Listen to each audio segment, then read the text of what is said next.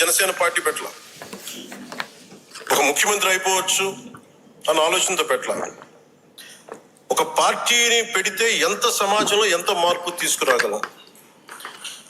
చిక్బళ్ళాపురికి చెందిన ఒక ఆడబిడ్డ వచ్చి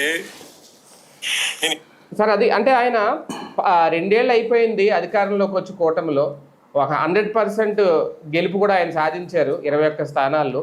ఇంకా కూడా సీఎం పదవి మీద ఆయన చాలా క్లారిటీతో ఉన్నారు అన్నట్టుగా ఉన్నాయి ఆ మాటలు. అంటే సీఎం పదవి నాకు వద్దు, మనం ఆశించొద్దు అని ఏమన్నా డైరెక్షన్ ఇస్తున్నారా?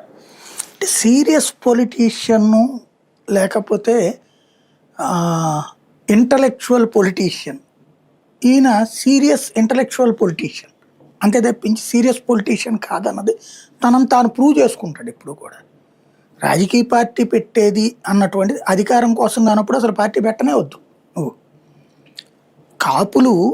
కాపులకి రాజ్యాధికారం కోరుకుంటున్నప్పుడు వాళ్ళని నీ వైపుకి ఆకర్షించి మనకే రాజ్యాధికారం అక్కర్లేదు అంటే ఏ విధంగా లెక్కలోకి వస్తుంది?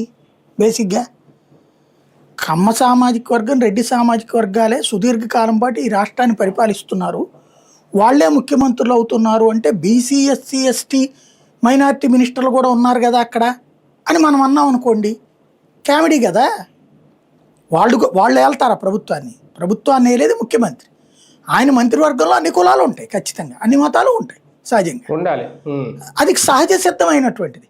ఇప్పుడు నేను ఎస్సీ మంత్రికి ఇచ్చాను కాబట్టి, ఎస్సీ హోంమంత్రి ఇచ్చాడు కాబట్టి ఎస్సీలందరికీ న్యాయం జరిగినట్ట?